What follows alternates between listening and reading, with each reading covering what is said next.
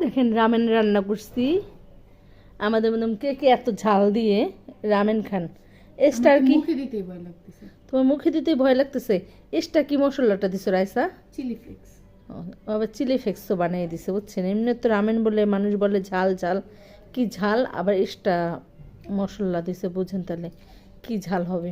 আমার তো খেতেই ভয় করতেছে, দেখি তারপর মুখে দিয়ে কেমন লাগে।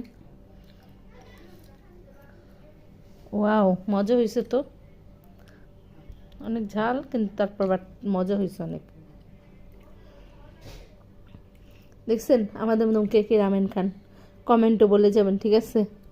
ডিম নিছি কয়টা দেখছেন? দুইটা দুইটা, ওই প্লেটে দুইটা, এই প্লেটে দুইটা, 4টা ডিম সিদ্ধ করে 2 প্লেটে নিছি। খাবো যেহেতু একটু ভালো করে খাবো, কমেন্টে বলবেন হ্যাঁ। মুরগির মাংস। ওর সাথে মুরগির মাংস দিছো?